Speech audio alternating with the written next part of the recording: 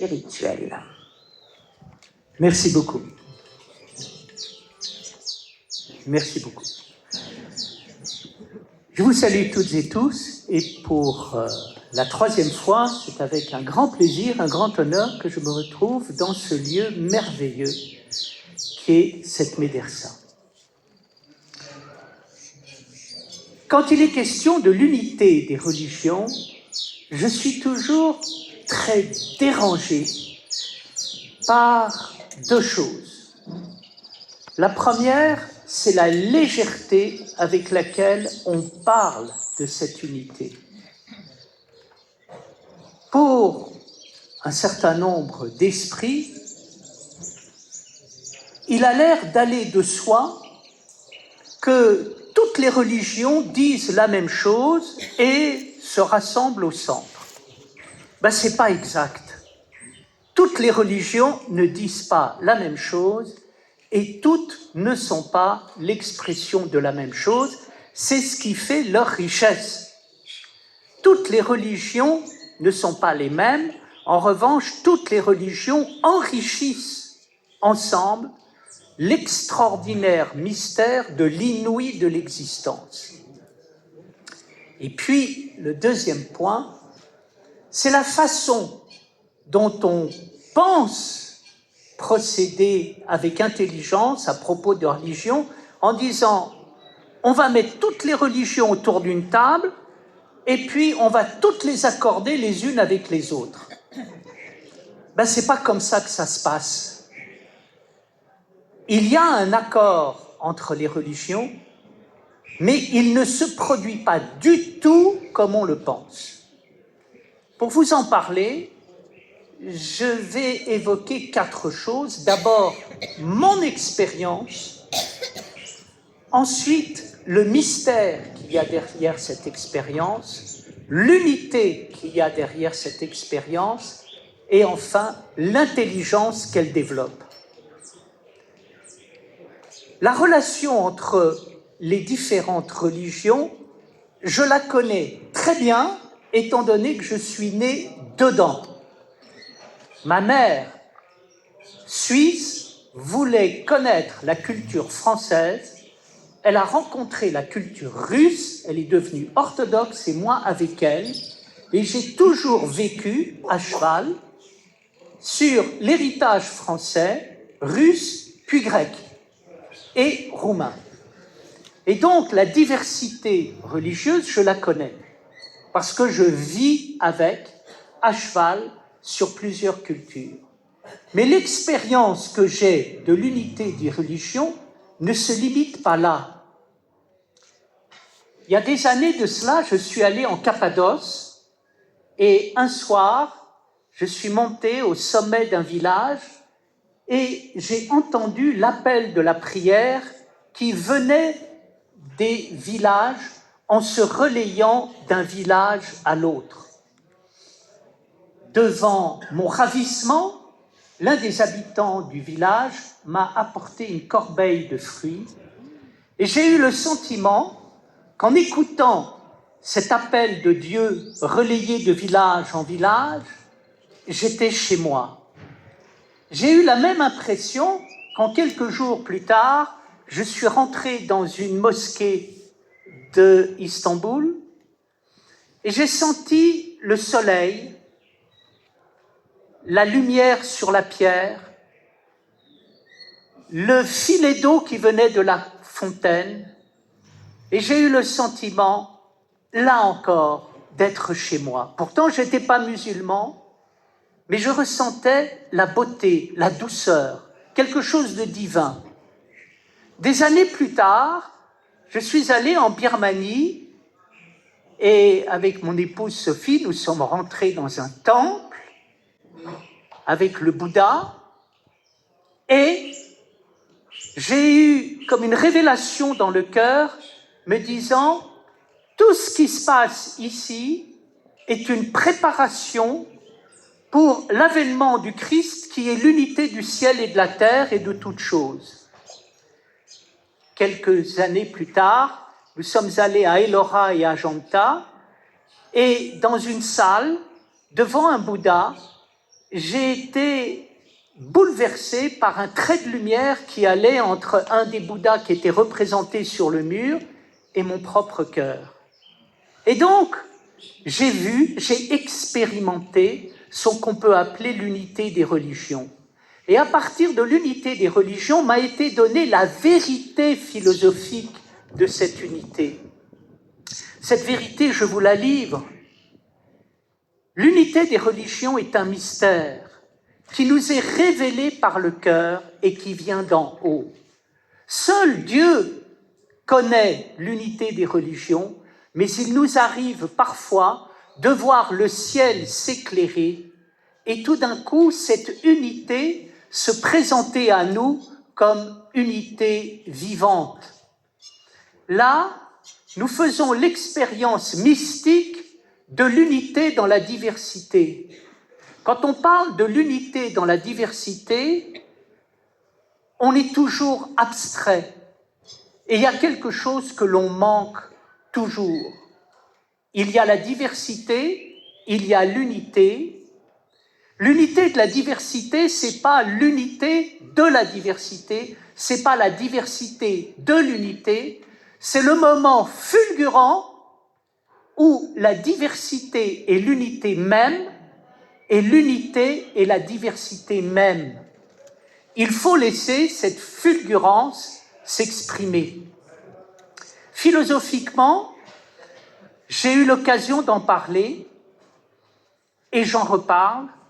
Hegel nous en donne un très bel exemple à travers la fin de l'Encyclopédie des sciences philosophiques où, pour parler de Dieu, c'est-à-dire de l'unité entre l'intérieur et l'extérieur, il cite Aristote, la Bhagavad Gita, Rumi, et puis la grande philosophie allemande.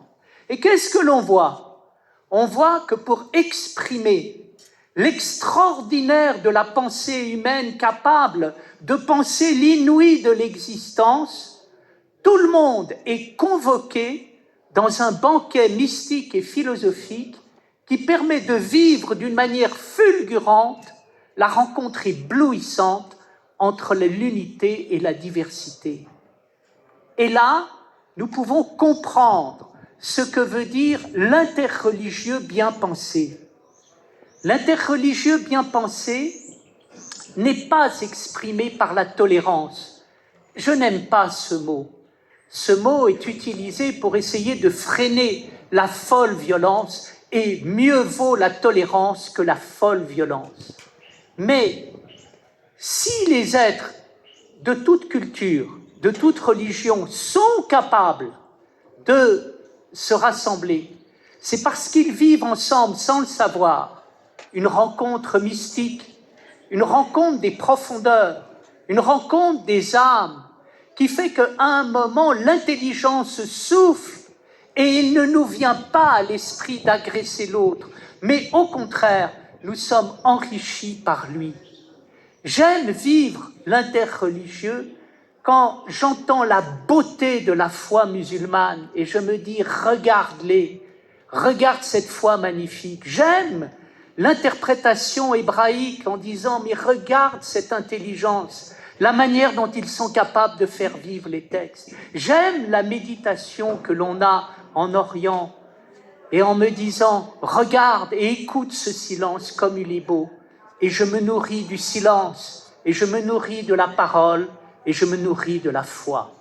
Merci.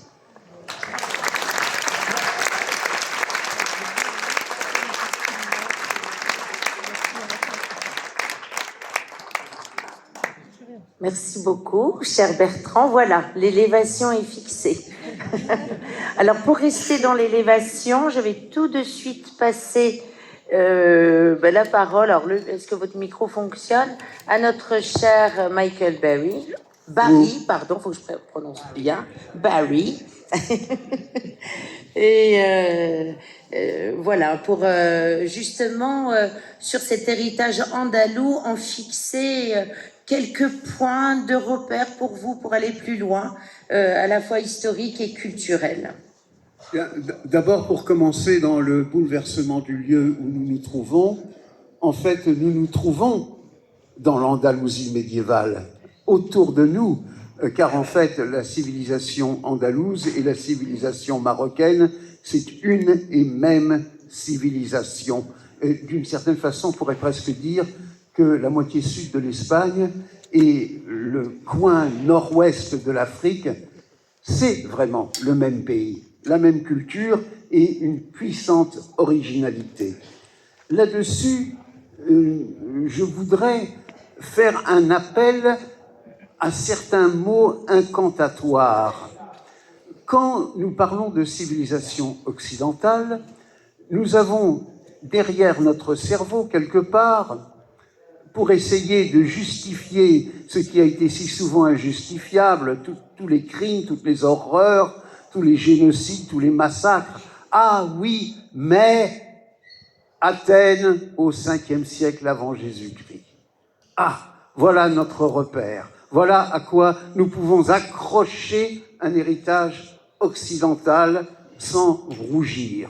Et puis, les spécialistes vous diront, oui, mais Athènes au 1er siècle, au 5e siècle avant Jésus-Christ, c'était une démocratie pour les propriétaires terriens mâles et pas pour les autres, citoyens à part entière. Il y avait des esclaves, il y avait les métèques, il y avait la condition du gynécée. Oui, mais quand même, c'est un idéal. Et c'est vrai que l'Europe d'aujourd'hui continue à s'accrocher à cette ville devenue mythique, comme si nous étions tous des Athéniens. Eh bien, je dirais que, de par le monde, et notamment dans le monde islamique, Cordoue retentit de la même mythologie idéale. On retrouve des cafés Cordoue, des cafés Andalousie, Al-Andalus, à Beyrouth, à Bagdad et jusqu'à Lahore, au Pakistan. Comme si Cordoue a représenté un moment privilégié, lui aussi, dans l'histoire de l'humanité. Et chaque fois que le monde musulman actuel se trouve confronté aux démons qui ont ô combien ravagé la partie nord de la Méditerranée, eh bien, il y a toujours ce rappel, oui, mais Cordoue, à tel point que sur le site du World Trade Center à New York, cherche toujours à voir le jour, un projet d'une maison de Cordoue pour rappeler l'idéal. Alors maintenant, je vais me faire non pas l'avocat du diable, parce qu'encore faudrait-il que j'y croie au diable. Il est en nous, le diable. C'est nous qui projetons le diable. Nous sommes le diable, si souvent. Mais cela dit, pour essayer de nuancer cette réalité historique qui a été ce que j'appellerais l'hispano-maghreb. C'est vraiment le titre le plus approprié.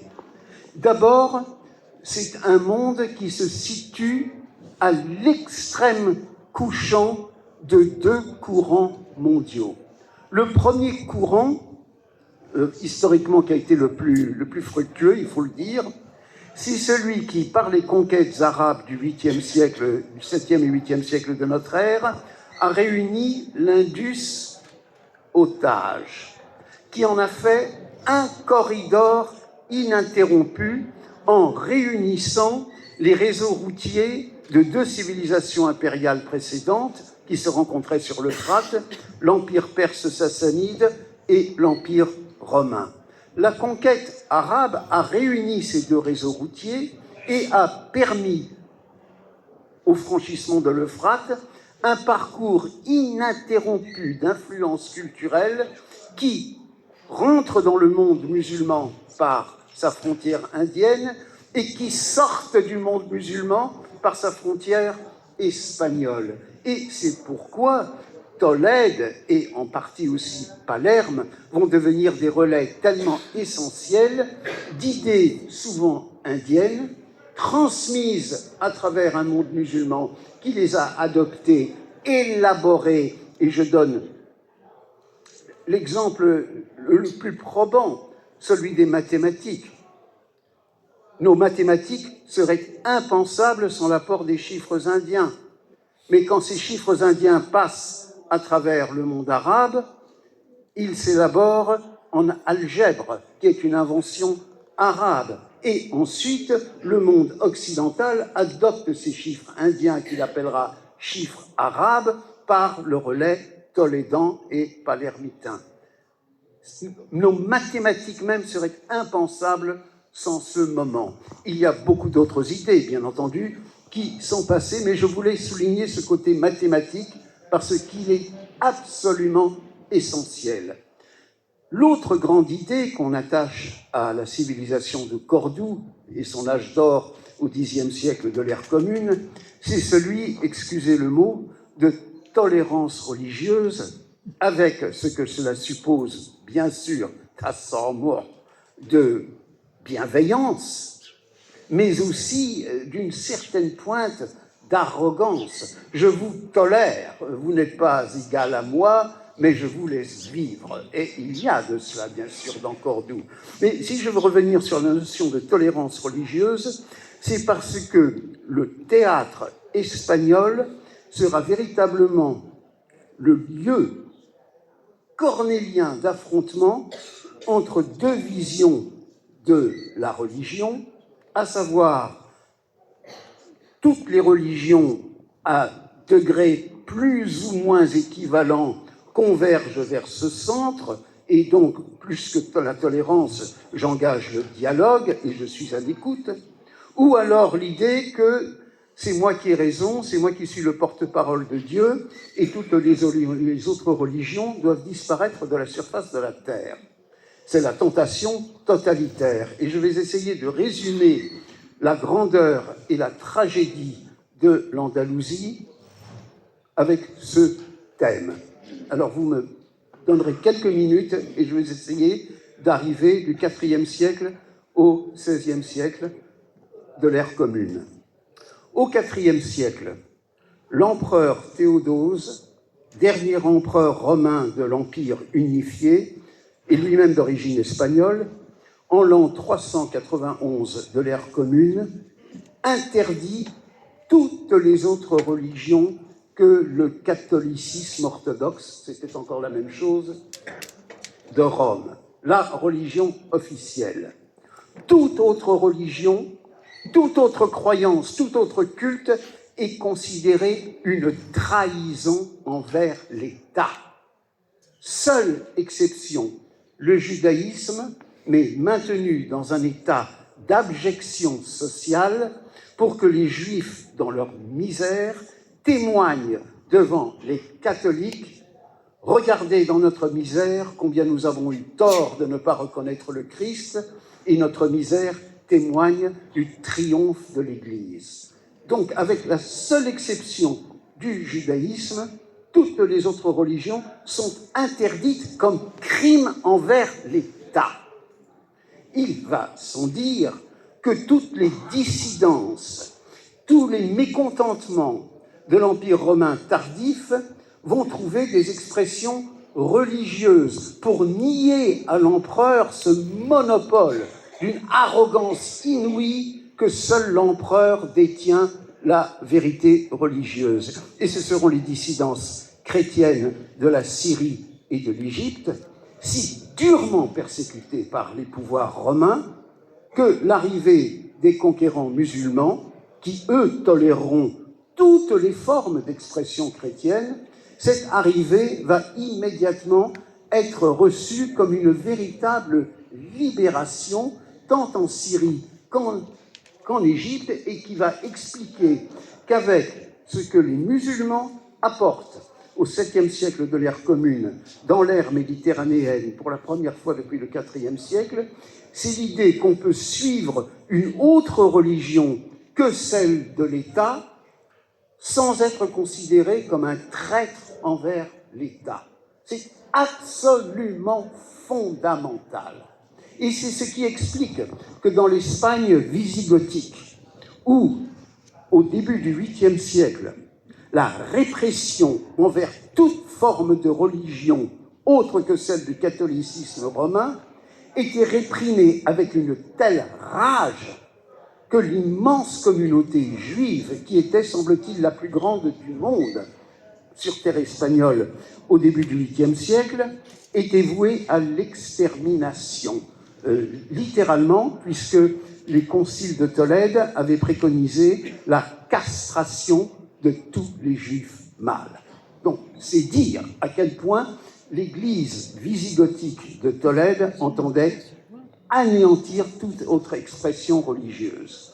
L'arrivée de quelques Syriens, de beaucoup plus de Berbères marocains, évidemment, dans ce qu'on appelle une véritable guerre civile en Espagne entre différentes factions wisigothiques, va ouvrir l'Espagne à une révolution religieuse qui verra s'établir l'islam comme religion prépondérante, mais reconnaissant le droit de toutes les communautés religieuses existantes en Espagne, dont les juifs, mais aussi les catholiques, pleine liberté religieuse. Donc, c'est vrai que l'islam réintroduit dans le cadre espagnol une pluralité religieuse qui n'était plus connue, disons, sur terre espagnole depuis l'empereur Théodose 4 siècles auparavant. C'est une révolution considérable et il est d'ailleurs saisissant de lire nos plus anciennes chroniques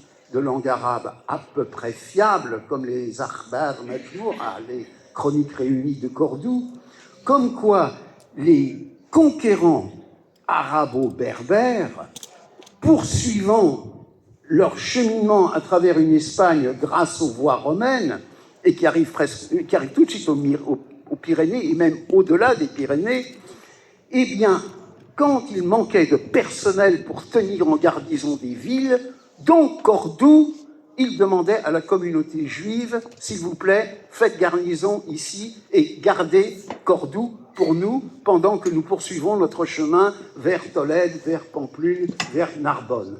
Donc, c'est dire à quel point a existé une véritable collaboration judéo-musulmane. Bien sûr, pour les Juifs d'Espagne, l'arrivée musulmane a été tout simplement une libération que j'oserais presque comparer à celle de la fermeture des camps de concentration en 1945. Ça a été extraordinaire.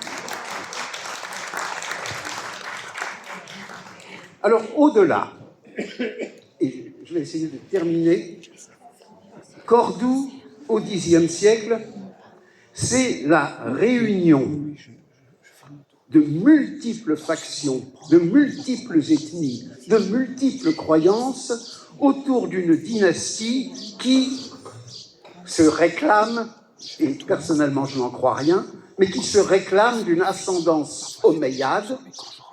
Mais comme par hasard, le premier souverain de cette dynastie fait surface dans une tribu berbère du Rif, qui est la tribu de sa mère. Mais je suis le seul survivant de la dynastie omeyyade de Damas. Oui, c'est ça. Bon, les différentes communautés se sont réunies autour de lui, l'ont reconnu, et le calife Abdurrahman al-Thalith, Abdurrahman le troisième, probablement un des plus grands souverains de toute l'histoire musulmane, veut faire de Cordoue le centre de la vie culturelle mondiale. Il fait venir de Bagdad les manuscrits des traductions arabes faites sur le grec, mais également il charge un de ses ministres, Hasdai ibn Shaprut, qui est le grand rabbin de Cordoue, faites en sorte que Cordoue s'affranchisse de la communauté juive de Bagdad et faites de Cordoue le centre mondial du judaïsme. Et c'est à Cordoue, au Xe siècle, que l'hébreu va voir sa grammaire codifiée sur le modèle de la grammaire arabe, tel que l'hébreu est encore enseigné aujourd'hui en Israël. Et c'est à Cordoue que cela a eu lieu. Alors maintenant, je vais terminer sur le dernier versant. Et oui, parce que, cher Michael, j'aurais souhaité que vous interveniez après au sujet justement de ces nouvelles Andalousies. Nous avions travaillé sur Darachico pour l'ouverture de la précédente édition. Donc ce serait bien justement... Je vais le faire, mais je vais essayer de conclure là. Ce qu'il y a de terrible dans l'histoire andalouse, c'est que cette ouverture d'esprit, cette tolérance qui caractérise Cordoue, commence à donner tous ses fruits littéraires, philosophiques et mystiques au moment où le califat de Cordoue chancelle, s'écroule dans des guerres civiles, que commence la reconquête chrétienne, que cette reconquête chrétienne entraîne des interventions marocaines décisives qui bloquent la reconquête chrétienne pendant 2 siècles encore, mais nous voyons curieusement que ce coup d'arrêt hispano-marocain est beaucoup moins tolérant que la grande époque de Cordoue au Xe, parce qu'il y a déjà une angoisse, une peur, alors que Cordoue au Xe siècle se sentait au zénith du monde.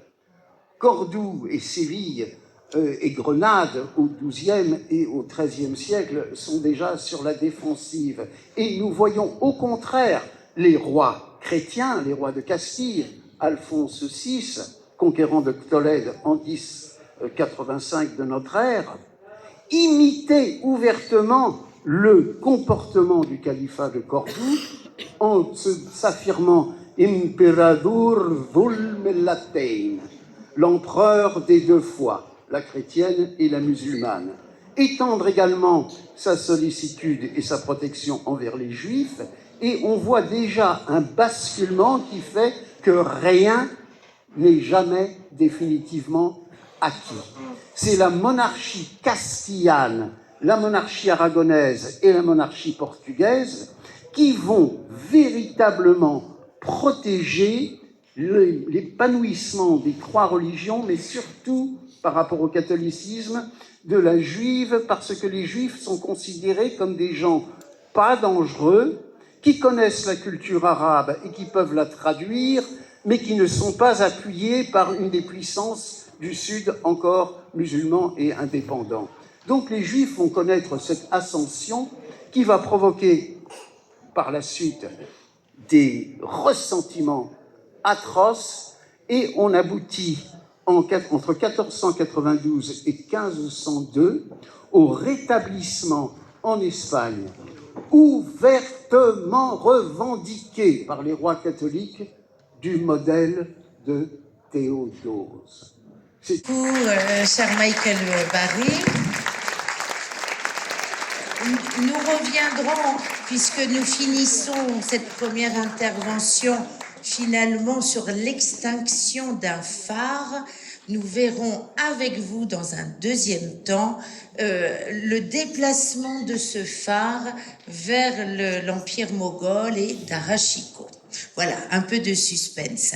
Alors, je vais céder la parole tout de suite à notre chère Françoise Atlan pour justement revenir au rayonnement artistique, culturel de cet héritage andalou. Alors, c'est à toi, Françoise. Beaucoup. Ravie d'être ici parmi vous et d'être dans ce lieu de savoir, de sagesse, d'érudition et d'enseignement. Et c'est là justement qu'on peut parler aussi de la fameuse notion de l'héritage s'inscrit dans cette notion. Et cet héritage andalou, il nous faut le choyer de façon très, très forte. Et avant de commencer, je voudrais vous citer un passage du Talmud, Al-Talmud, qui m'a inspiré aujourd'hui. Et en fait, à chaque fois que je vais donner un concert ou que je me produis sur scène, je me dis toujours ça, c'est-à-dire c'est une phrase du Talmud qui dit « Les Adam ma'arache lev ve Hashem ma'ane lachon ». Ça veut dire que les Adam, c'est-à-dire l'homme, avec un grand H, ma'arache lev, il doit préparer son cœur. Ça veut dire il doit travailler, il doit chercher, il doit peaufiner son discours, sa conférence, travailler sa voix, etc. Ve Hashem, c'est-à-dire Dieu, ma'ane lachon. Mais, in fine, c'est Dieu qui lui mettra les bons mots dans la bouche. Donc, voilà, je crois c'était important de dire ça parce que, en fait, ce qu'on appelle ça, c'est il faut que nous, l'effort nous incombe. L'effort en hébreu, on appelle ça la ishtadlut. Donc, on fait nos efforts, nous. Mais finalement, on peut tout à fait avoir prévu de dire des choses comme maintenant, par exemple, c'est mon cas là. Mais c'est autre chose qui sort. Voilà. Alors, pour parler de l'héritage andalou, j'ai choisi de vous interpréter ce fameux poème d'Ibn Khafadja, qui est un poète du XIIe siècle, qui est né à Alfira, et qui, alors, sa spécificité, c'est que c'est un poète qui était absolument orgueilleux et qui n'a absolument pas voulu être sous la domination d'un souverain. Et comme il était d'une famille très noble, il a pu vivre dans des endroits magnifiques, avec des jardins, etc. D'où cette poésie que je vais vous traduire, et après je vous la chanterai.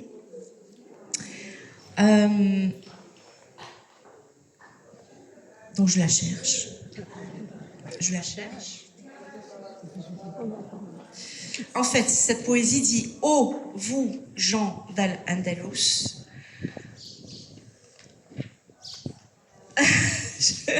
voilà.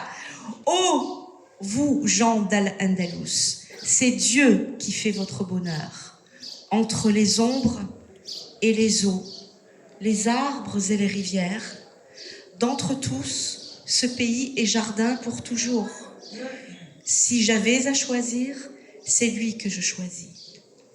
Donc je vais l'interpréter maintenant, et à la suite, je vais chanter une poésie du XVe siècle. Alors évidemment, on ne peut pas pour moi parler de cet héritage andalou sans évoquer la figure du grand Federico García Lorca, qui a fait beaucoup pour cette poésie, qui est né andalou et qui en est mort puisqu'il a été fusillé par les fascistes en 1936. Et donc évidemment, je vais vous interpréter les fameuses Tres Morillas m'enamoran en Jaén.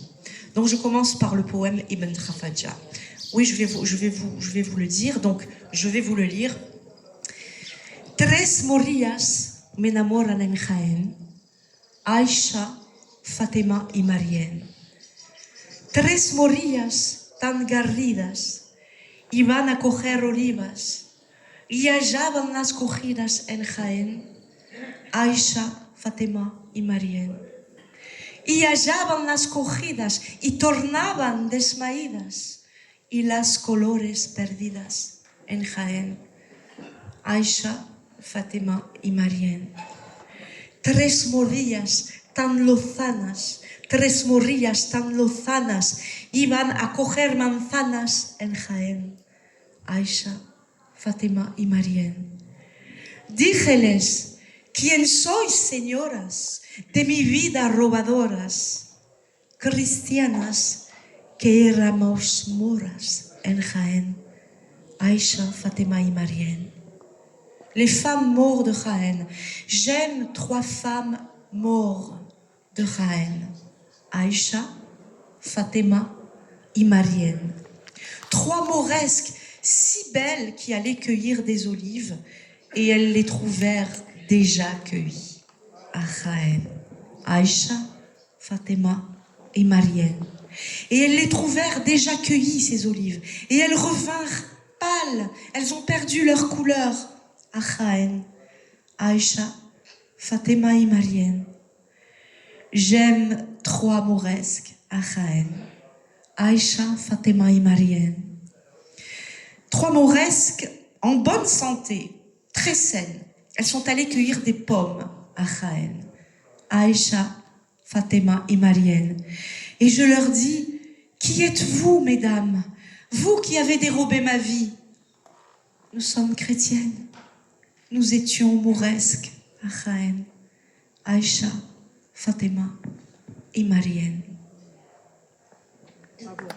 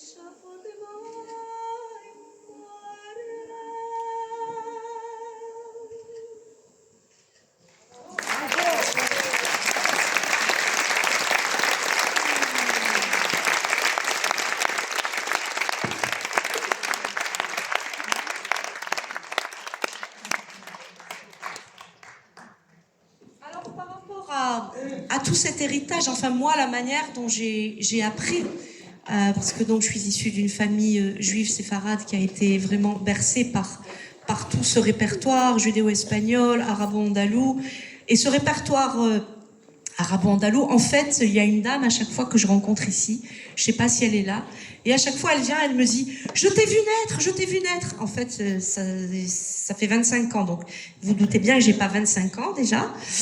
Donc, mais il y a 25 ans, j'ai chanté pour la première fois au Festival des musiques sacrées de Fès, et c'est Fawzi Sqelli qui m'a, on va dire, lancé ici. Évidemment, pour moi, c'est très très fort de me retrouver à Fès, donc je voudrais remercier Sidi Fawzi et lui souhaiter Allah Yashrafi. Et on espère le revoir très vite, Inch'Allah.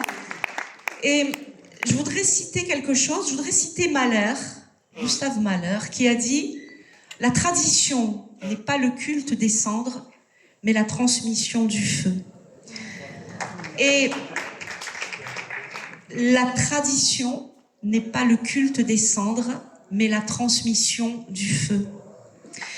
Et je crois que ça, c'est un petit peu la façon dont j'ai appris à fonctionner quand j'ai commencé ici, quand je suis arrivée, petite chanteuse occidentale, pétrie de conservatoire, de partitions, etc. Lorsque j'ai eu ce fameux prix Villa Métis sur les murs, qui était une bourse que j'ai obtenue dans l'autre siècle, on va dire. Et je voudrais vous citer, parce que tout ce que dit le fameux Abi Thebron, c'est-à-dire c'est le nom latinisé de Salomon ibn Gabirol, et là je vous rejoins, messieurs qui avaient parlé de Cordoue. Donc Salomon ibn Gabirol, avec le nom, son nom c'est Abi Thebron. Abi Thebron. Il est né à Malaga au XIe siècle, donc il était rabbin, poète, philosophe, théologien. On le rattache au néoplatonisme, c'est-à-dire en fait qui est une, attention, je suis pas philosophe, mais vous me corrigerez, qui est en fait une doctrine philosophique qui a été élaborée à Rome au IIIe siècle et dont la figure la plus majeure est Plotin. Et c'est, si je ne me trompe, et en fait, elle a pour but de concilier la philosophie de Platon avec certains courants de la spiritualité orientale. Et donc, Heinrich Heine disait donc de Ibn Gabirol, poète parmi les philosophes, philosophe parmi les poètes. Alors voilà ce qu'il dit, parce que, en fait, dans ces 5 niveaux dont il parle, je peux presque expliquer mon histoire, si très modestement, d'apprentissage et de comment est-ce que cet héritage, j'ai envie de le conserver, de le faire fructifier. Voilà ce qu'il dit, Salomon ibn Gabirol, il dit « Le premier pas est dans l'acquisition de la sagesse. » En fait, dans l'acquisition de la sagesse, c'est le silence. Le deuxième, c'est l'écoute. Le troisième, c'est la mémoire. Le quatrième, c'est la pratique, et moi j'y inclurai la répétition. Et la cinquième, c'est l'enseignement aux autres. Et donc, il y a ici 5 niveaux, et très modestement, je le répète, j'expérimente, et j'espère, Inch'Allah, Bezrat Hashem, continuer à l'expérimenter très longtemps. Donc, la sagesse, finalement, pour moi, en tout cas, dans mon apprentissage avec Mohamed Briouane ici, mon maître, la sagesse, c'est d'accepter que le maître ne soit pas toujours là. Combien de fois me suis-je rendue au conservatoire et il n'y avait personne? Et en fait, on dit, je crois, on accepte ça en silence. C'est-à-dire, d'ailleurs, on dit que quand l'élève est prêt, le maître arrive. Donc, s'il n'était pas là à l'heure, c'est que probablement, j'étais pas prête. On va dire ça. Ensuite, ça, on l'accepte en silence. C'est-à-dire, voilà. En silence, ça veut dire que le lendemain, on revient. Et on dit rien. Ensuite, c'est l'écoute. C'est l'écoute musicale, c'est l'imprégnation. Moi, lorsque je suis arrivée devant c'est Mohamed Briouel, je suis arrivée avec mon enregistreur, avec mon papier musique. Et il me dit, mais c'est quoi ça en fait? J'ai dit, ben c'est pour écouter ce que vous allez chanter et le noter. Il me dit, Haïd, tu m'enlèves tout ça, tu écoutes. Waouh! Donc tout ça, ça m'a forcé vraiment à repartir dans ma petite enfance et même dans mon inconscient vocal, maternel, etc., mon inconscient familial, de ces femmes qui m'ont transmis cette musique de façon orale. Donc, ça veut dire écoute et imprègne-toi. Ensuite, une fois que j'ai bien écouté, donc ça dure, on va dire 2 semaines, hein, ça dure 2 semaines, c'est-à-dire... Ensuite, on passe à la pratique. Mais la pratique, elle est contrôlée, c'est-à-dire que moi, tout de suite, on va dire, je chantais, mais j'ai commencé à partir plus loin que ce qui m'était indiqué. C'est-à-dire que j'ai voulu anticiper, mais j'étais pas prête. Donc, mon maître me disait, non, tant que tu n'as pas répété parfaitement ce que je t'enseigne, tu ne peux pas aller plus loin. Donc, il y a aussi un grand musicologue qui s'appelle Jean During, qui a écrit « Quelque chose se passe ». Donc, c'est un ouvrage magnifique qui est chez Maisonneuve et La Rose, dans lequel il décrit la relation au maître, du maître à l'élève, surtout dans la musique d'Iran, hein, c'est plutôt sa spécialité. N'est-ce pas, Jean Turing, il est souvent intervenu, et je sais que beaucoup d'entre vous le connaissent et l'apprécient. Donc, il a fait une analyse absolument incroyable de cette relation du maître à l'élève. Et finalement, cette relation du maître de chant, de musique à l'élève, c'est quelque chose de tout à fait spirituel, en fait. Voilà, donc c'est cette pratique qui est contrôlée par la répétition, par l'imitation. C'est-à-dire qu'avant d'être capable de créer soi-même, il faut imiter. Tant que l'imitation n'est pas parfaite, on ne peut pas se lancer. D'ailleurs, moi, en ce moment, j'ai envie de dessiner. Bon, je ne sais pas dessiner. Donc, la seule chose qui m'a paru la moins angoissante, c'est de prendre des photos des éliges et de copier. Là, j'ai copié un Matisse, bon, évidemment très mal, mais c'est quelque chose qui ne m'angoisse pas parce que j'ai un modèle. Bon, évidemment, vous doutez bien que... Voilà. Mais cette chose-là, de la répétition et de l'imitation, c'est quelque chose qui est très important pour moi. Et enfin, le cinquième niveau dont parle Salomon ibn Gabirol, c'est l'enseignement, c'est la transmission. Ce que j'essaie de faire très très modestement, et parce que j'enseigne aussi, et je me suis rendu compte que on apprend beaucoup de nos élèves. Et ce qui est important dans l'histoire de l'héritage, et pour moi la leçon que j'en tire pour l'avenir, c'est que tous ces jeunes gens qui s'intéressent à un héritage multiséculaires, ils veulent toujours aller trop vite. Voilà, ils veulent toujours aller trop vite. Et moi, je pense qu'il est de mon devoir de les freiner, parce que tant qu'on n'a pas pris en compte tous ces paradigmes de la spiritualité, de l'histoire. Maintenant, moi, quand j'ai un élève qui vient me voir et qui me dit « Je voudrais travailler avec vous, est-ce que je dois passer une audition ?» Je dis « Non, non, pas d'audition, je vous donne rendez-vous dans ce café-là et on va discuter. » Voilà. Et c'est comme ça que, finalement, j'ai un petit groupe d'élèves parce que... bon, je suis, évidemment, c'est un peu honteux ce que je vais dire, mais le grand Ziryab... peut-être que je me suis inspirée de Ziryab, mais voilà, c'était cette façon de transmettre les choses. Et cet héritage de Al-Andalus, pour moi, il est plein d'avenir, en fait, parce que le mot héritage contient l'avenir en lui-même. Voilà. Merci beaucoup, chère Françoise. Et alors, pour reprendre les références de notre cher Michael, tu leur donnes rendez-vous au Café Cordoue. N'est-ce pas? Merci beaucoup aussi pour nous faire prendre conscience que dans ce mot héritage, il y a le mot de richesse, de ressources culturelles qui sont des outils pour aujourd'hui.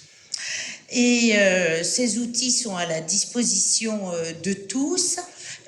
Il est bon tout de même de rappeler qu'ils sont menacés aussi par le communautarisme, par la mondialisation.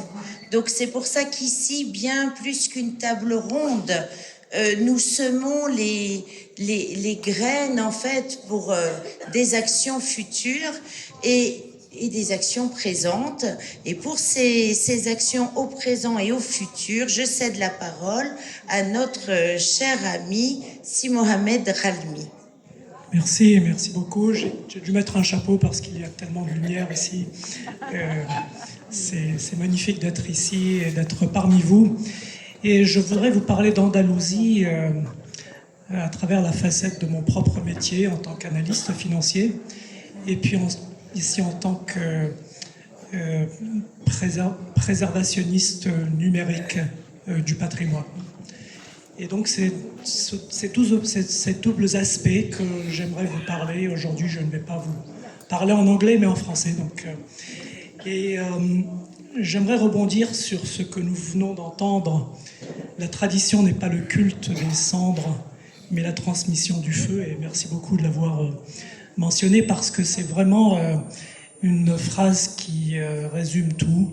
Ce n'est pas le culte des cendres, ce n'est pas un patrimoine qui est passé, qui est mort, dont nous étudions l'histoire. Il est encore vivant. Il est vivant et donc nous devons tout faire pour le préserver, pour continuer à le faire vivre. Et nous en sommes les héritiers. Et cet héritage, il s'exprime d'une manière dont on ne peut même pas percevoir sa manifestation. Je vais vous donner un exemple.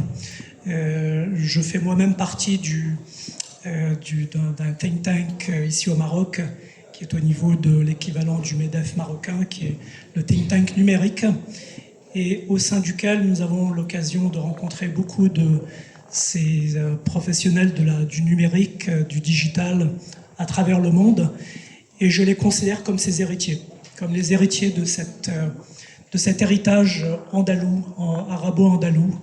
Saviez-vous par exemple que le patron du Stanford Research Institute au Japon est marocain? Et je pourrais vous citer plein d'autres exemples comme ça, partout à travers le monde. Et ça vous montre à quel point l'Andalousie est un creuset, a été un creuset, continue d'être un creuset, et qu'elle est un pivot. Elle est un pivot qui peut permettre justement à l'Europe de pouvoir regarder au-delà de la Méditerranée, puisque c'est vraiment un lien de voir la Méditerranée comme un lieu commun. Les dernières, j'ai été très touché par l'allocution de Sa Sainteté le Pape à Marseille, où il y avait une carte. C'était pas des cartes qui montraient les masses terrestres, mais qui montraient la Méditerranée, qui montraient les contours de la Méditerranée comme un lieu commun, comme un trait d'union, comme un espace commun. Et tout d'un coup, cette Méditerranée, elle devient un lien, elle devient ce qui nous unit. Et l'Andalousie joue un rôle particulièrement fort, parce que ce n'est pas que l'Andalousie, c'est aussi de l'autre côté, la Turquie aussi, qui joue aussi le même rôle. Ce sont des endroits qui sur un plan géographique, jouent un rôle très important et qui donc méritent d'avoir toute notre attention et surtout l'attention de ceux qui sont impliqués dans le digital, dans la préservation numérique. Moi-même, je participe aussi à beaucoup de projets de préservation en Mongolie, en Inde, à travers une organisation qui s'appelle la Asian Legacy Library et qui travaille beaucoup à préserver tous ces patrimoines et tout cet héritage. Et donc, nous avons ici une obligation de pouvoir maintenir cet héritage, de le maintenir en vie et de le rendre vivant et d'en faire un pivot, d'en faire un levier de créativité entre ces deux rives de la Méditerranée et un lien entre l'Europe et l'Afrique, mais surtout un pivot au-delà de la Méditerranée, puisqu'il y a aussi l'Atlantique qui nous relie à l'Amérique du Nord et aux Amériques en même temps. C'est dans ce contexte que nous devons voir l'Andalousie, et c'est une occasion, une opportunité pour nous d'utiliser ces nouvelles technologies pour pouvoir remplir cet espace numérique de bonnes choses, de culture, d'histoire. D'ailleurs, l'UNESCO considère l'espace numérique comme un héritage en tant que tel. Il y a l'héritage culturel intangible et tangible. Tangible, c'est là où nous sommes aujourd'hui. Intangible, ce sont les livres, ce sont les grandes librairies, la librairie de Fès, toutes celles qui ont existé dans le passé, et nous devons utiliser cet outil, nous devons nous emparer de cet outil pour pouvoir en faire un outil de levier, pour pouvoir nous projeter dans l'avenir et faire de cet espace le feu, la transmission du feu. Si vous y réfléchissez bien, un ordinateur, c'est quoi? C'est un réceptacle de feu. Il y a un réceptacle de feu, il y a du feu à l'intérieur de chaque ordinateur, de chacun de vos smartphones que vous utilisez. Vous transmettez cette énergie. Et donc, nous allons essayer tous ensemble de le faire. Et d'ailleurs, Sidi Fawzi Isqali, c'est un de ses vœux les plus chers. Et il a déjà commencé en fait avec la Sufi Heritage, avec l'aide de la Latifa ici, et donc et Sidi Idriss qui est à la barre de ce merveilleux projet. Et donc ce sont des initiatives numériques dont nous devons nous emparer et remplir cet espace cybernétique de tout l'amour que contient le monde, pour pouvoir contrebalancer, pour pouvoir justement nous projeter vers l'avenir. Voilà.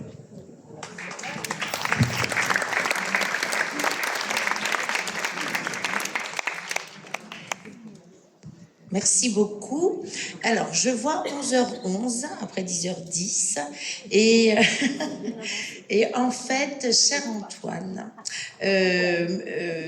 Michael Barry ayant un impératif, puisque nous sommes partis avec Si Mohamed jusqu'en Mongolie, j'aurais aimé tout de même que ce phare d'El-Andalus, cher Michael, vous puissiez le déplacer vers l'Empire moghol, vers cette nouvelle Andalousie, avant que vous ne partiez, dans un temps qui sera forcément concis, puisque vous devez partir.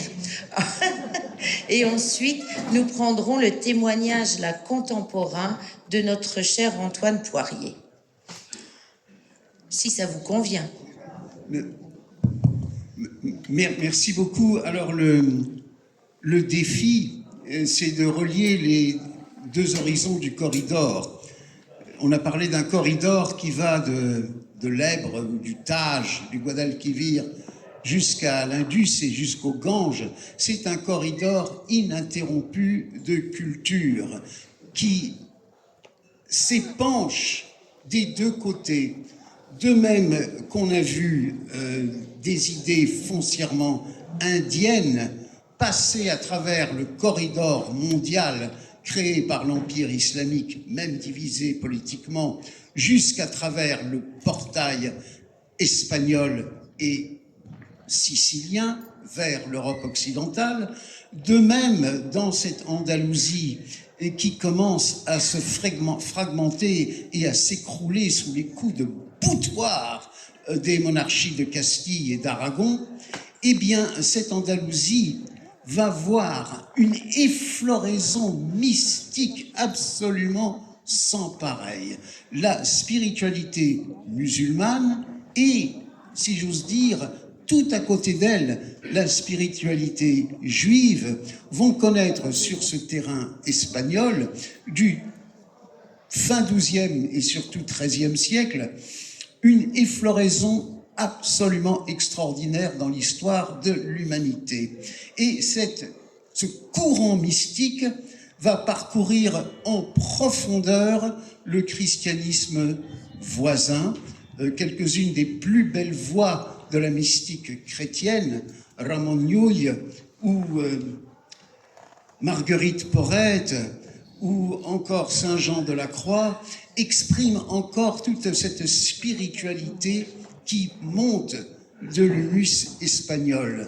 Mais d'un autre côté, le flot espagnol va gagner l'Inde. Et c'est profondément imbu des idées d'Ibn Arabi, né en Andalousie, que l'empire moghol, au milieu du XVIe siècle, va ressusciter Cordoue. Ressusciter Cordoue, mais à Delhi, mais à Lahore, mais à Agra. En effet, l'empereur Akbar, prenant conscience que les musulmans ne constitueront jamais qu'une minorité dans le sous-continent indien, combien même il remporterait victoire sur victoire militaire, cela ne suffirait jamais assez au cas où une réaction hindoue ne mettrait pas en péril la domination musulmane sur l'Inde du Nord. Et Akbar, donc, préconise une politique où il veut abolir vis-à-vis de l'État toute discrimination religieuse. Les taxes spéciales qui frappaient les non-musulmans sont abolies et des ministres brahmanes, des généraux Rajput intègrent la haute administration et le haut commandement de l'armée moghole. Et Akbar, en quelque sorte, invente ce qui sera la formule imitée par les Britanniques du Commonwealth, à savoir toutes les foi, toutes les religions, toutes les tendances philosophiques peuvent s'unir dans la loyauté envers la couronne, considérée comme une réalité surplombant toutes ces divisions et les ramenant à la réconciliation. L'arrière-petit-fils d'Akbar, le prince Dara Shikoh, au milieu du XVIIe siècle, va pousser encore plus loin. Lui, héritier d'un empire qui, je dois le rappeler, n'était marginal pour personne, car au XVIIe siècle, l'empire moghol comprenait plus d'un cinquième de l'humanité entière. Je vous cite quelques chiffres qui font songer. En 1600, la population mondiale était de 500 millions d'habitants, 500 millions d'âmes, la population mondiale. L'empire moghol, régi depuis Delhi, c'était 115 millions d'habitants. L'Empire ottoman tout entier, du Danube jusqu'au Yémen, de l'Algérie jusqu'à l'Irak, c'était 20 millions d'habitants. Donc ça vous donne une idée que des grandes décisions ont été prises à Lahore, à Delhi et à Agra, qui ont impliqué tout l'avenir de cette civilisation qui s'était déplacée dans son centre démographique depuis le monde méditerranéen vers le sous-continent indien. Et Dara Shikoh, lui, poursuit l'œuvre de son arrière-grand-père en apprenant lui-même le sanskrit et en poursuivant, déjà décidé par son arrière-grand-père, la traduction systématique des grands ouvrages de spiritualité sanskrite dans la langue des musulmans de l'Inde, à savoir le persan. Un mouvement qui n'avait pas vu son égal depuis les écoles de Bagdad au 9e siècle et de Cordoue au 10e siècle. Un prodigieux effort spirituel et de réconciliation, et pourtant de failles qui nous interrogent tous, parce que quelles sont nos failles à nous? Ces empereurs, si ouverts, si spirituellement plus que tolérants, ils aimaient l'hindouisme, ils aimaient la philosophie des Védas. Ce n'était pas de la tolérance, c'était vraiment le dialogue au sens le plus profond du terme, de l'échange, fondé sur la spiritualité soufie et notamment celle d'Ibn Arabi. Donc une influence andalouse s'exerçant en pleine Inde. Eh bien, ces empereurs ont été incapables de comprendre l'importance de l'imprimerie. Les Portugais apportaient l'imprimerie, les empereurs moghols n'en ont pas compris l'intérêt. Et comme les Ottomans, comme les Séfévides, comme les Marocains, ils ont refusé l'imprimerie jusqu'au 19e siècle, ce qui a précipité le monde islamique dans un retard dont il ne s'est pas encore totalement relevé. Donc, le plus tolérant des souverains, comme Akbar, par rapport à un Charles Quint ou à un Henri VIII, ou une Élisabeth Ier, ou un Philippe II, eh bien, cet empereur n'a pas compris l'imprimerie. Et la deuxième chose qu'il n'a pas compris, c'était la caravelle. Les Portugais arrivaient en caravelle et il n'a pas compris l'intérêt. Donc, l'Inde et ensuite le reste du monde musulman, au XIXe siècle, ont payé le prix de ces deux aveuglements terribles. Et il faut le rappeler. Le troisième avertissement terrible, c'est que le frère de Dara Shikoh conteste que son frère hérite du trône, prend le parti d'une réaction très violente contre le soufisme et contre le dialogue avec l'hindouisme. Et l'empereur Aurangzeb prend le pouvoir en mettant son frère Dara Shikoh à mort en l'année 1658 et commence l'expulsion systématique non seulement des hindous de l'administration, mais même des chiites, ce qui a provoqué à travers l'empire moghol des révoltes de plus en plus soutenues d'une majorité hindoue contre cet empire qui venait de trahir sa propre vocation. Et puisque l'aveuglement ne s'arrête jamais à une erreur politique, pendant que cet empereur passait son temps à persécuter les chiites et les hindous, c'est-à-dire la majorité absolue de son empire, dans la seconde moitié du XVIIe siècle, en 1690, il permettait aux Anglais de fonder leur comptoir de Calcutta à l'entrée même du Gange, parce qu'après tout, ceux-là n'ont aucune importance, et il leur a livré la clé de son empire.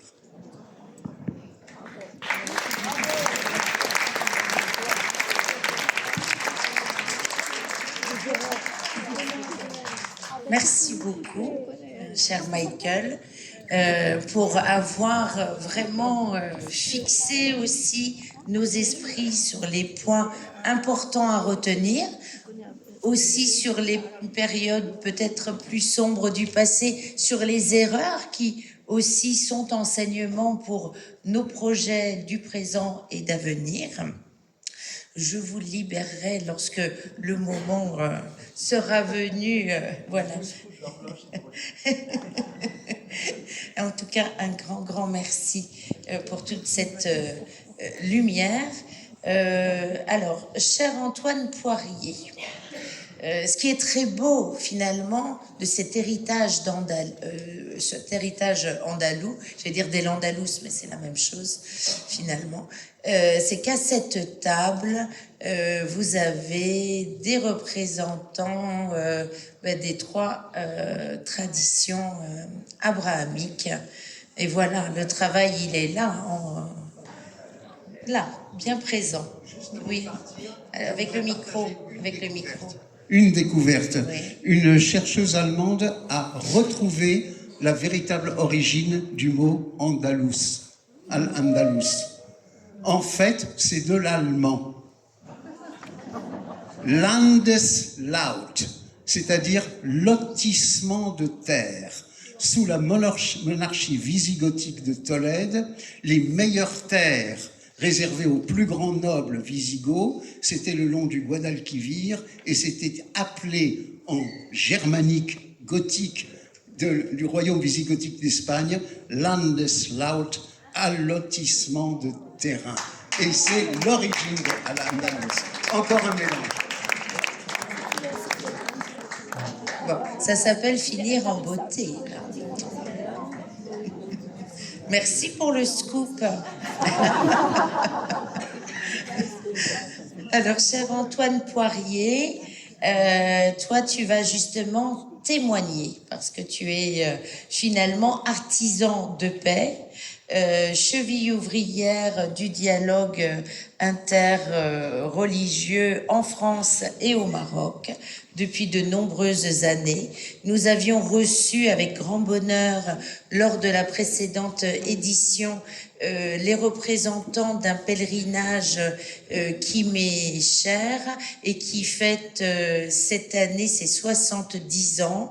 Il s'agit du pèlerinage islamo-chrétien du Vieux Marché qui a été créé par Louis Massignon, grand ami aussi du Maroc et à la base aussi de nombreux projets au Maroc, et également de sa disciple Denise Masson, dont le riad est toujours aujourd'hui, grâce justement à son héritage et à son don à la Fondation de France, c'est toujours un lieu de grands projets interspirituels et interculturels.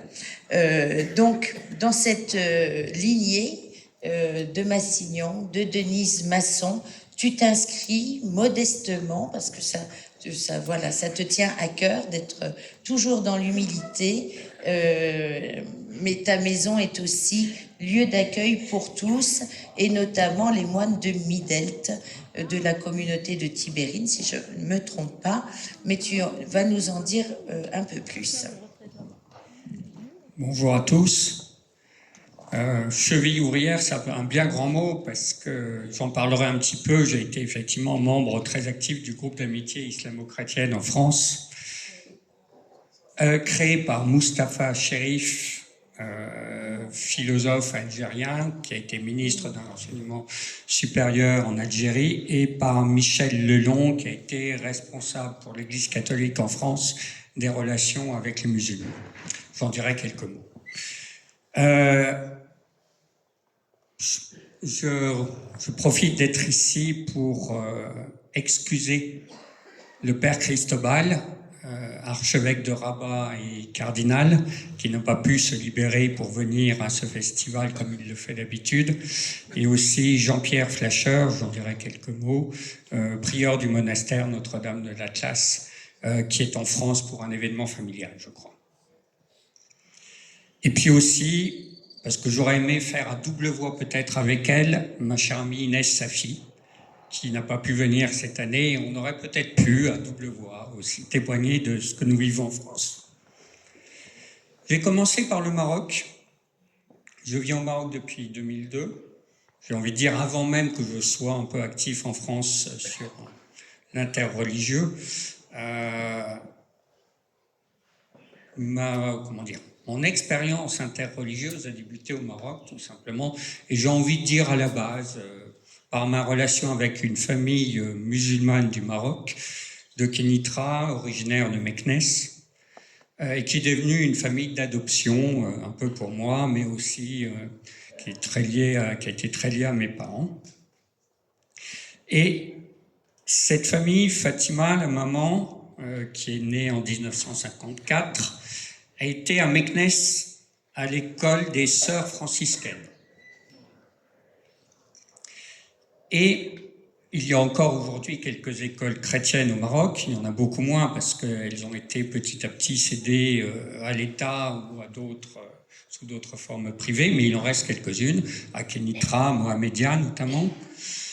Donc un jour, Fatima demande à une sœur, « Mais pourquoi vous ne voulez pas que je devienne chrétienne ?»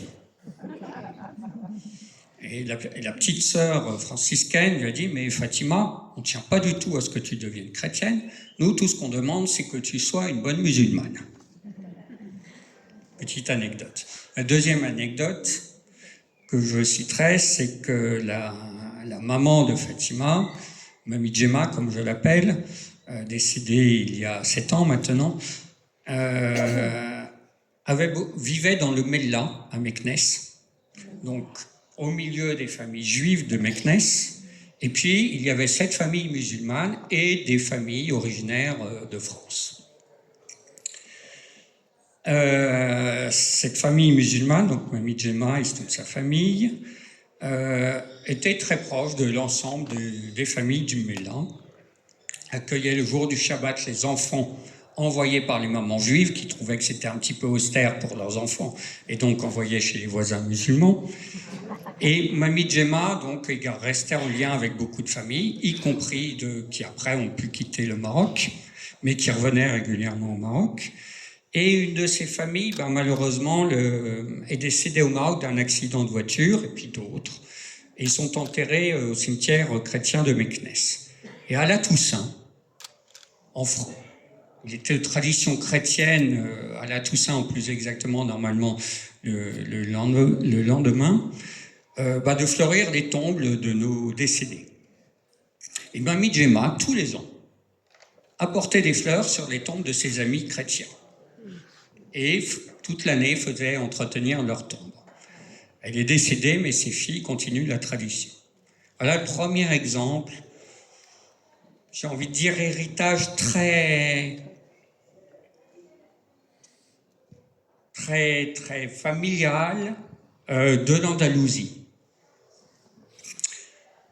Je vais donner quelques autres exemples. Ça n'est pas un hasard, je pense, si la communauté chrétienne au Maroc s'est très bien implantée. Et le premier exemple, qui est peut-être le plus récent, c'est l'Institut Al-Muwafaqa. L'Institut Al-Muwafaqa est un institut commun aux catholiques et aux protestants. Alors, il a une première destination qui est d'être un institut de théologie chrétienne, de formation théologique chrétienne pour les chrétiens du Maroc, qui sont à 95% des Africains subsahariens qui viennent faire leurs études ou travailler au Maroc. Mais il a une autre vocation, c'est de former à la culture et à la religion musulmane des gens qui viennent du continent africain et d'Europe et qui sont donc formés in situ au monde musulman arabe et formés y compris par des musulmans bien sûr. C'est pas un hasard, je pense, si cet institut s'est implanté au Maroc, et d'ailleurs il a été fortement encouragé par le roi à l'époque de sa création. C'est pas un hasard non plus si au Maroc sont les derniers monastères du monde maghrébin. En l'occurrence, un premier monastère, celui de Tazert. Et là aussi, il est très symbolique parce que Tazert, à l'origine, malheureusement, la communauté a dû quitter le monastère il y a 2 ans, je crois, était un monastère de chrétiens d'Orient, avec un rite des chrétiens d'Orient, le rite liturgique des chrétiens d'Orient. Donc les religieuses ont dû quitter le monastère il y a 2 ans, mais parce qu'elles commençaient à avoir des difficultés de vocation, à être une communauté vieillissante. Mais aujourd'hui, il est occupé par des sœurs franciscaines et c'est devenu un lieu d'accueil et notamment de rencontres interreligieuses. C'est pas un hasard non plus si les moines de Tibérine en Algérie, qui avaient déjà une implantation au Maroc d'ailleurs, peu de gens le savent, mais ils s'étaient implantés ici à Fès en 1991 ou 12 par là, je crois. Après les événements malheureux de l'assassinat des moines à Tibérine, leurs successeurs, dont les frères Amédée et Jean-Pierre, Jean-Pierre décédé ici au Maroc, il y a peu, sont venus s'implanter au Maroc, d'abord à Fès, et puis ensuite à Midelt, au monastère Notre-Dame de l'Atlas. Puis, dernier exemple, peu de gens peut-être parmi vous le savent, y compris parmi les Fassis, mais nous avons ici, outre la paroisse elle-même, qui réunit quand même plus de 40 nationalités africaines, en Médina vivent des petites sœurs, les petites sœurs de Jésus, dont les sources sont auprès de Charles de Foucault, et elles vivent en Médina, dans la Casbah, donc dans un quartier pauvre, on va dire. Elles vivent au milieu de la population, avec leurs voisins musulmans marocains. Elles sont actuellement 2, elles seront probablement rejointes par une 3e prochainement, elles ont longtemps été 3, et elles travaillent aussi. Et donc elles travaillent aussi ici au Maroc. L'une est dans un petit commerce dans le Grand Tala et l'autre travaille dans une coopérative de poterie. Elle est graphiste, dessinatrice sur des céramiques marocaines. Donc voilà quelques exemples de vie religieuse chrétienne au Maroc. Et c'est pas un hasard vraiment si je pense que ça se vit ici au Maroc. Maintenant, je passe sur l'autre versant de la Méditerranée. J'ai longtemps été, donc maintenant je suis beaucoup moins actif, même si j'en suis toujours adhérent, au groupe d'amitié islamo-chrétienne. Tu parlais tout à l'heure du mot tolérance, que tu n'aimes pas beaucoup, à juste titre. Beaucoup le remplaçaient par le mot respect, mais pour moi, il n'exprime pas tout de ce que nous pouvons vivre entre chrétiens, musulmans, juifs aussi. Et c'est pas un hasard si Mustapha Chérif et Michel Lelon, quand ils ont créé avec d'autres le groupe d'amitié islamo-chrétienne en 1993, ont mis dans le nom de notre association le terme amitié. J'ai envie de dire que c'est l'ADN de cette association, qui est une association qui a ses propres activités, qui organise notamment des ateliers différents de témoignages interreligieux, de propres parcours spirituels, mais ils ont aussi un atelier Israël-Palestine, par exemple. Et puis, ils ont surtout, une fois par an, au mois de novembre, les semaines qui, en fait, sont un mois de rencontres islamo-chrétiennes, où là, ils fédèrent, j'ai envie de dire, un peu tous les groupes de relations, d'amitié islamo-chrétienne qui peuvent exister en France. Alors, ça va, cette semaine-là, ça va de repas partagés en commun, à des réflexions sur des sujets d'éthique, de société, de religion, bien sûr. Mais il y a vraiment toute la gamme, je dirais, de rencontres possibles. Alors, si vous allez sur Google, vous tapez groupe d'amitié islamo-chrétienne et vous trouverez tout ce que nous pouvons faire en France. Et j'ai envie de dire simplement que je parlais de Mustapha Chérif et Michel Lelon. Au départ, c'était un groupe essentiellement de colloques, on va dire, un peu de haut niveau. Puis petit à petit, on est redescendu vers la base des communautés musulmanes et chrétiennes, paroisses, mosquées, avec cette idée qu'on organise tout ensemble. Il n'est pas question que ce soit un chrétien seulement, ou seulement des chrétiens et pas les musulmans, et puis les musulmans viennent.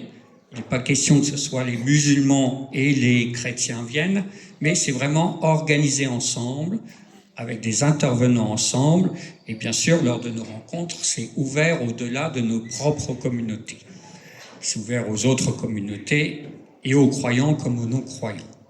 Je vais juste donner un exemple de ce que nous faisons aussi. Ça aura lieu au mois de juillet, et depuis quelques années, un petit peu à mon initiative, pour une fois, je vais être un peu moins humble, il y a la communauté de Thésée, qui est une communauté chrétienne réunissant catholiques, anglicans, protestants. Alors, il n'y a pas de frères orthodoxes, à ma connaissance, dans la communauté, mais les orthodoxes y sont associés. Mais une fois par an, sur un week-end de 4 jours au mois de juillet, nous invitons des jeunes musulmans et jeunes chrétiens à venir témoigner ensemble et échanger ensemble. Alors, ils le font ensemble à Thésée, mais en même temps, tous les jeunes qui viennent à Thésée, ils sont des milliers, peuvent y assister, bien sûr.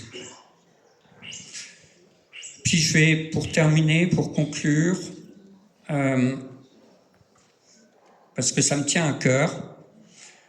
Alors, j'ai un peu une frustration ici quand je viens au Maroc, c'est que je n'ai pas le droit d'entrer dans les mosquées. En fait, c'est Lyotet, pour de bonnes raisons, qui avait interdit aux Français et Européens de rentrer dans les mosquées. Mais il y a le sujet de la prière. Alors, on a souvent discuté, prié ensemble prier.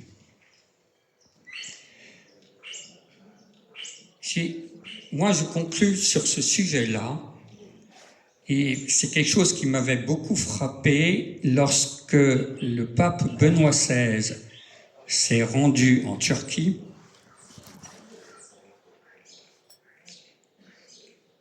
Il s'est rendu à la Mosquée Bleue, si je me souviens bien, où il s'est recueilli. C'est le terme qu'il a employé. Alors, voilà, toutes ces expériences que j'ai citées, je vous invite à les vivre ici, bien sûr, au Maroc, à rencontrer toutes les communautés chrétiennes que je puis vous citer. Le monastère Notre-Dame de Atlas, par exemple, est ouvert à tout le monde et accueille tout le monde. Je crois que Françoise, tu y étais l'an dernier. Je vous invite à le vivre ici au Maroc, à ne pas hésiter à aller à la rencontre des chrétiens, à ne pas hésiter à rencontrer les petites sœurs qui sont en Casbah. Je pense que si vous rentrez dans la Casbah, tout le monde pourra vous indiquer où elles habitent. Et puis peut-être à trouver des moments de recueillement ensemble. Voilà. Merci beaucoup, cher Antoine, pour ce beau témoignage.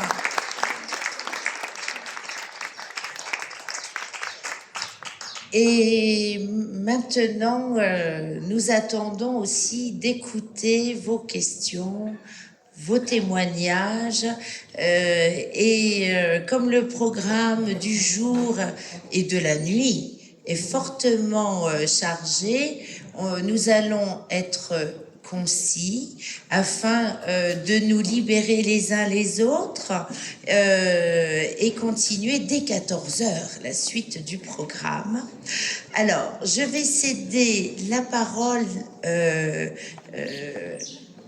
avant vous à notre cher professeur Éric Geoffroy pour qu'il témoigne, parce que c'est vrai que vous l'entendez souvent nous éclairer au sujet des notions soufis, mais pour qu'il témoigne à son tour de cette spiritualité en action, et notamment le 16 mai étant proche.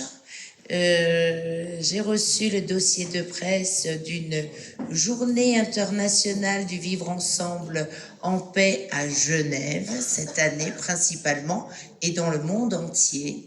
Et peut-être que notre cher professeur témoigne aussi par rapport à la fondation Conscience Soufie dont nous avons l'honneur de faire partie également. Voici le micro. Sinon, si vous avez un micro sans fil, ce serait bien de... Voilà, superbe. Merci. Bon, hier soir à 23h, je reçois un message WhatsApp de Carole qui me demande est-ce que tu peux intervenir demain matin sur le thème de l'héritage andalou. Je vais peut-être me mettre rapidement là. Alors, je lui dis écoute, c'est pas prévu, etc. La première chose à laquelle j'ai pensé, c'est le Sama alaoui, donc tradition algérienne d'origine, Mostaganem, une des villes héritières de l'Andalous. Il y a Fès, il y a Tlemcen, Mostaganem, au niveau de la musique notamment. Mais je ne veux pas chanter maintenant. Des fois, je préfère chanter plutôt que psalmodier, chanter plutôt que parler, mais voilà. Donc, c'est... Voilà, exactement. Alors, très vite, quelques éléments. Premièrement, l'héritage andalou, il y a des allers-retours. Nous avons maintenant la preuve que, mais je dis bien, je parle d'aller-retour, mais nous savons que Thérèse d'Avila et Saint Jean de la Croix, Sainte Thérèse, ont été influencés par le soufisme. Nous voyons qu'au niveau des thèmes, il y avait des parentés avec le soufisme plus ancien et les enseignements de Sainte Thérèse et de Saint Jean de la Croix. Et maintenant, par des chercheurs marocains, espagnols, nous avons une traçabilité. Notamment par le fait, et qui est reconnu par les carmélites. Moi, j'ai participé à un colloque dans le centre mère des carmélites en Allemagne, en fait, en Bavière. Ils reconnaissent tout à fait cet héritage. Sainte Thérèse était d'origine familiale juive. Et donc, nous avons cherché, et nous voyons que cette influence musulmane soufie est passée par les mystiques juifs espagnols qui étaient très proches des soufis. Un des fils de Maïmonide, le grand Maïmonide, était appelé soufi dans les textes arabes, mais également dans d'autres sources historiques qui ne sont pas musulmanes. Il était vraiment appelé comme soufi. Donc il y avait cette osmose de fait. Et donc je ne vais pas rentrer dans les thèmes communs aux soufis et à Sainte Thérèse et à Saint Jean de la Croix, mais disons que c'est vraiment frappant. Et en tous les cas, nous avons cette filiation. Mais je vous rassure, évidemment, ça peut être aussi en sens inverse. Par exemple, la grande école soufie de Bagdad, mais là, on est à la fin du IXe siècle, avec Junaïd, Hallaj, etc. Nous savons qu'elle est influencée par la mystique juive irakienne, locale. Vous voyez, donc, et nous avons des textes travaillés par Paul Fenton en France. Nous avons des textes en judéo-arabe, des textes de Hallaj écrits en judéo-arabe. Alors moi, je comprends Hallaj en arabe, mais évidemment, en judéo-arabe, je ne comprends rien. Enfin, je ne peux pas lire, etc. Alors, venons-en au contemporain, en effet, Conscience Soufie, je ne vais pas présenter, vous avez un site, vous allez, si ça vous intéresse, j'en ai parlé déjà brièvement il y a 2 jours. Une anecdote, nous avons toujours, parmi les intervenants que nous invitons, nous avons toujours 1 ou 2 personnes non musulmanes, enfin d'une autre tradition qui interviennent. Et il y a environ 3 ans, il y avait un rabbin, dont j'ai plus de nom, mais c'est peut-être aussi bien. Ce rabbin, qui vit à Paris, est marié avec une femme musulmane, voilée, Gabrielle Agaï. Et ce n'est pas le trahir, parce que je l'ai vu à l'Institut de Monde Arabe, etc. Il est marié donc avec une femme musulmane, et il a des disciples musulmanes, soufis. Voilà, mais tout ça est plus ou moins secret, donc je ne dis pas plus. Enfin, je veux dire par là, vous voyez que... Enfin, l'initiation, comme disent les Bektashi, un saint est pour tout le monde. Voilà. Donc, Gabriel et Hadji se sont rencontrés lors d'une rencontre du groupe d'amitié islamo-chrétienne en pèlerinage à Chartres et à Marie. Vous avez tous entendu ou pas? Parce que c'était sur le micro, alors. Donc, répète, mais dans le micro. Oui, Gabriel et Hadji, pour l'anecdote, se sont rencontrés grâce au groupe d'amitié islamo-chrétienne lors d'un pèlerinage islamo-chrétien à Chartres, au lieu dédié à Marie. Et Gabriel, un jour de Shabbat, c'était quand même avait enfreint, entre guillemets, mais pour la bonne cause, ses règles, et nous avait accompagnés à Chartres. Et c'est là qu'il a rencontré Hadji. Et pour une autre anecdote, il y a quelques jours, il y a une semaine, il y a eu une khalwa, une retraite soufie, islamo-chrétienne, au couvent de Midelt. Bon, moi je n'y étais pas, mais j'ai des amis, une amie marocaine à Tanger, à Tétouan notamment, et d'autres qui vivent entre Tanger et Tétouan. Et ils sont avec les xavieristes, hein, donc les disciples à travers le temps de Saint François Xavier. Et ils m'en ont parlé, de retraite spirituelle, initiatique, islamo-chrétienne. Et puis, pour souvenir aussi, dans la tradition alaouia, il y avait des rencontres à Tébérine entre les soufis alaouis et les moines. Et j'ai des photos que j'ai sorties dans tel ou tel livre. On a un moine, un soufi, un moine, un soufi. Voilà. Enfin bref. Voilà, donc au sens soufi. Bon, voilà. Pour la GIVEP, la Journée internationale du vivre ensemble en paix, elle était créée par le travail vraiment difficile pour lui, par le cheikh Khaled Ben Kounes, bon, moi je le cite parce qu'il est à l'origine donc, de cette journée, qui était votée à l'unanimité à l'ONU en 2017, je crois. Lors du Maoulid. Voilà, et donc chaque 16 mai, et il nous a raconté comment ça s'est passé. Lui qui n'aime pas spécialement aller aux États-Unis, il devait aller à New York, parler, convaincre tous les pays, et donc finalement ça a été voté à l'unanimité. L'État algérien a essayé de récupérer la chose, mais il y a eu quand même une barrière, quoi, parce que les États sont toujours gourmands. Voilà, donc cette journée a lieu chaque 16 mai, et là, c'est la 7e édition. Ça a lieu à Genève, au Palais des Nations, avec la ville de Genève, et tout ça dans le concert de création d'écoles de la paix. Ce que vit le cher Ben Kounes, c'est les jeunes. Il nous dit, bon, je vous donne 20 sur 20, mais il veut travailler sur les jeunes. Et je lui ai demandé, vous travaillez pour quel monde? Celui-ci ou le prochain? Il m'a dit le prochain. Il est très lucide sur l'état du monde actuel, mais précisément, il faut semer les graines du monde prochain. Voilà, donc cette JVEP, bon, donc ça va être à Genève et ça va être important pour lui. Vous pensez bien que ce n'est pas quelque chose qui vient de lui, de sa propre initiative. Ça lui vient d'ailleurs, et malgré lui, je dirais. Et que vous dire, oui, de toute façon, il vit dans cette... Une fois, je lui ai demandé, est-ce que je pourrais... Bon, c'est trop personnel, peut-être. Ah oui, là, un seul dévoilement à la fois. Voilà, il y en a 11 chez Houjviri, alors un par jour. Hein. Pas trop, faut pas trop dévoiler tout de même. Alors, chère Meriem Septi, professeur Meriem Septi, que nous avons eu la joie d'écouter les jours précédents, Simplement, compléter, et Eric n'a pas expliqué ce que c'est le judéo-arabe. Et peut-être que tout le monde ne le sait pas. C'est donc des textes en hébreu, mais écrits en caractère arabe. Donc il faut connaître l'alphabet arabe et connaître l'hébreu pour pouvoir les lire.